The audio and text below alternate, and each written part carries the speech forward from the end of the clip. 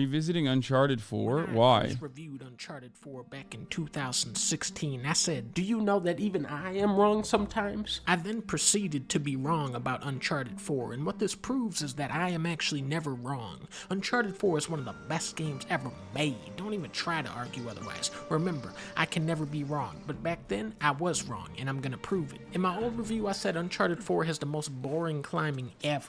This is more true for the first 3 Uncharted games. In those games, the climbing is very stiff and mostly there so that the player can spend time looking at the pretty graphics.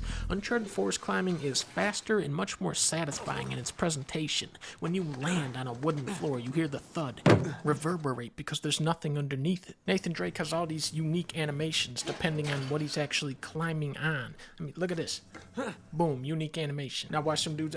Oh, what he did? He said, wah, wah. You can drop way down onto a dude's head and say pop. Eventually you get this tool which lets you hook into walls, you rappel down ropes. When you're in a precarious spot, the camera really emphasizes it and makes you think, oh yeah, Why is I'm he gonna die. The huge leaps feel so weighty and satisfying. Oh. And then there's the incredible clock tower sequence where you're jumping across moving gears and sliding through them. Don't get me wrong, the climbing is the weakest aspect of this game, but it's impressive how much love went into the weakest part of the game. What's cool about Uncharted 4 is that traversal is more than just climbing. Bingo. Now we're in business. In my old review, I said, put a goddamn grappling hook in every game from now on. Today, it is a legal requirement that every video game has to have a grappling hook. You're welcome. Dude, that's literally, you know, this is actually a funny take because when I was younger, I used to love playing RPG games, right? And one thing I always wondered was like, why don't they just add RPG components to every fucking game? Okay. And then they made that happen. And I realized, boy, was I fucking wrong about that take. Another thing that I always wanted was like the open world sandbox feature. I thought to myself always, why isn't this in every game? Like this could be so much cooler.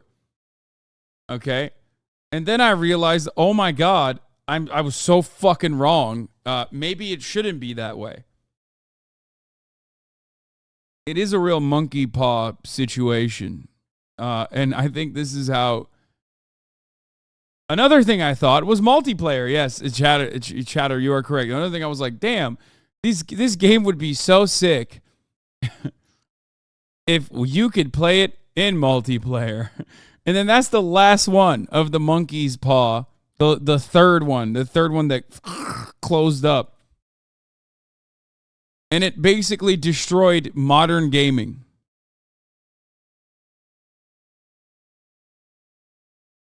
You are the consumer, that means we can't have nice things?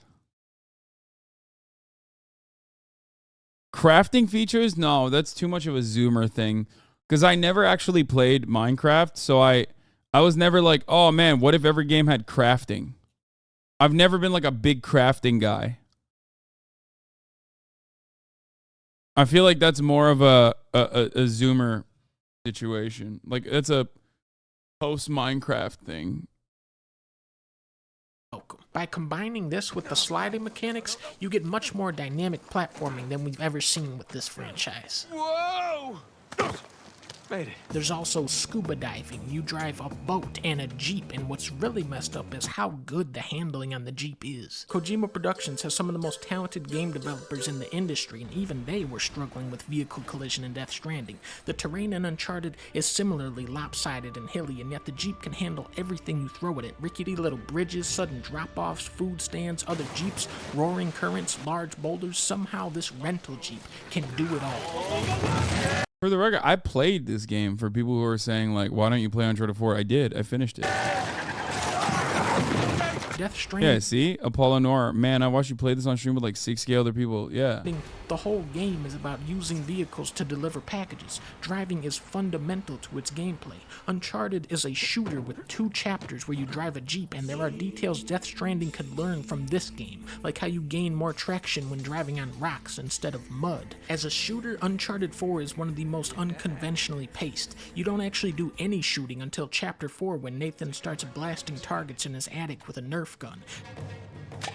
Bullseye. Shootouts are sprinkled into this game more as a reward than a constant. It's a very gradual buildup that subliminally aligns the player with Nathan Drake's thirst for adventure, and by the time that it finally gets to the action, oh.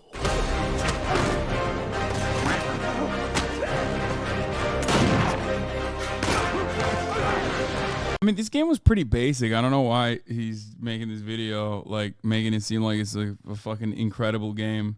I'm sure there's a reason.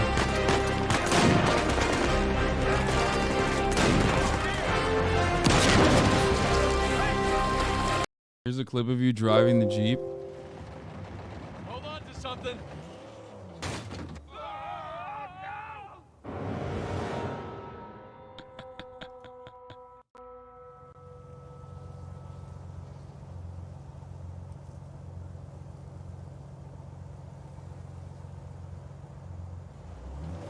Okay, dude.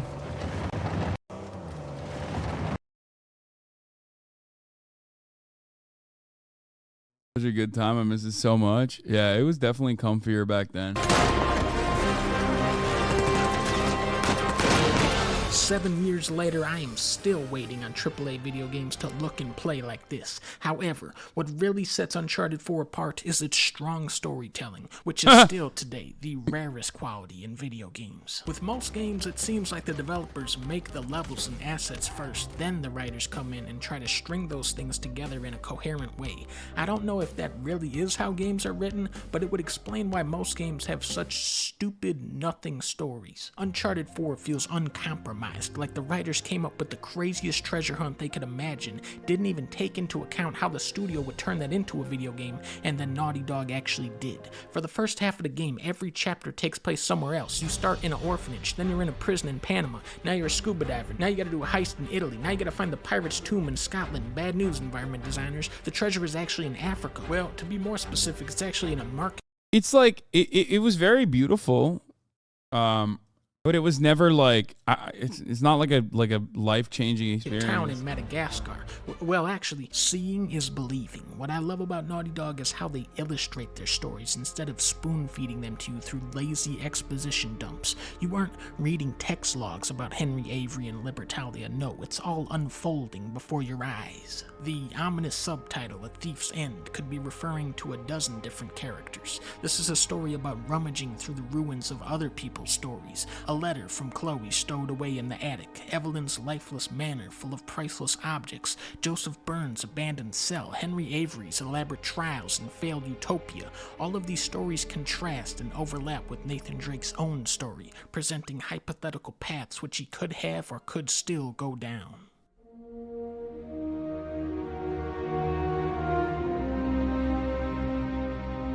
The characters here don't just spout off their deepest inner feelings. Instead, it's on the actors to communicate those emotions in a more subtle way through facial expression. Washington Post released an interesting article with more information on the migrant boat disaster. Have you covered this yet? Guys asked this question like fucking only this. He's only asked this question. I have not covered it, man. I don't know. I don't know what you're talking about. Okay? I did not cover it. Okay, I don't know. I haven't seen it.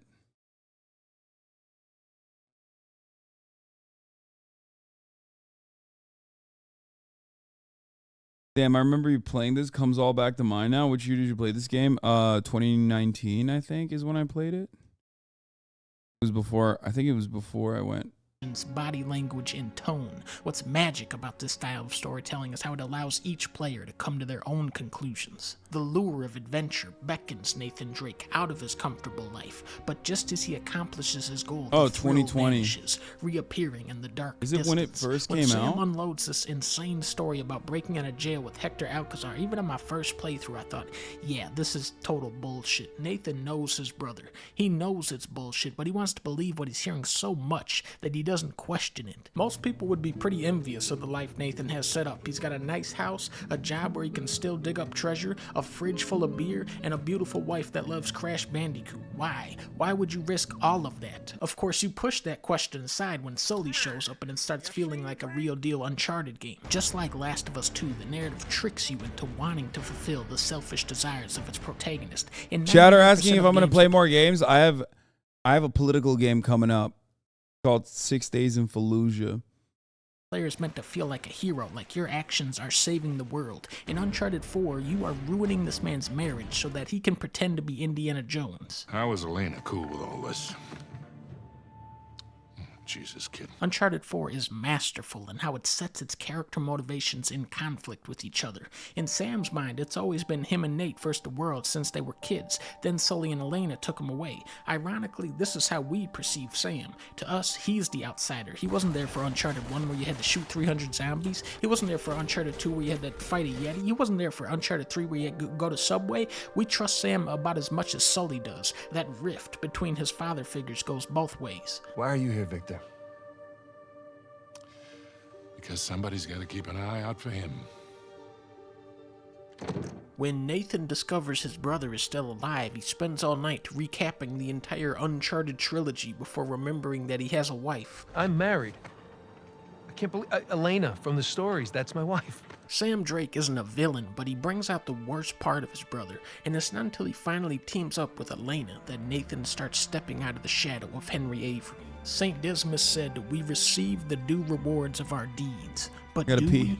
Did the gullible optimist of Libertalia deserve such a harrowing fate? Does Sam deserve Nate? And does Nate deserve Sully and Elena? Uncharted blurs the past with present in many ways, challenging us to split the difference. One more time, the camera pans out from Crash Bandicoot, which does not have a scoring system, by the way, to reveal Cassandra Drake. This ending, man, dude, this is the most fulfilling, joyous ending I have ever experienced in a video game, and it's one that takes on a whole new context for me now that me and Leah are having our own daughter. Because this was actually a baby video the whole time. We having a baby, everybody.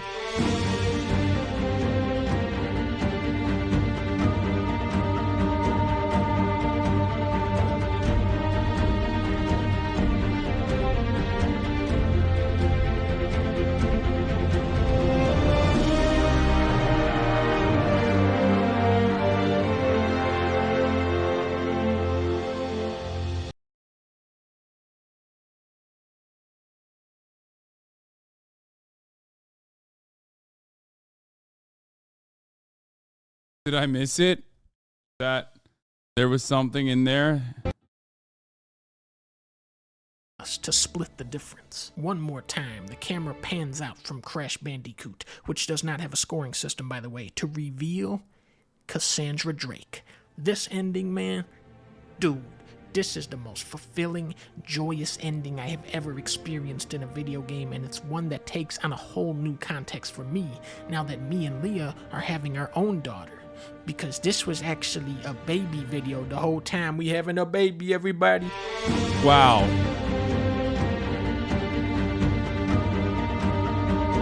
Donkey's about to have his Boruto, dude. He's about to have his own Boruto to his Naruto. Your reaction sucked? Well, because I saw it on Twitter already.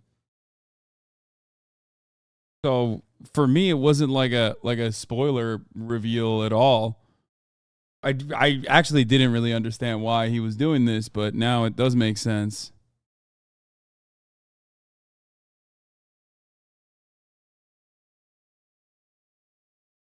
But so you faked it. I'm unfollowing. Did you do the YouTuber face when you saw it on Twitter like this? Oh, is that good? Guys, is that good? Did I do a good job?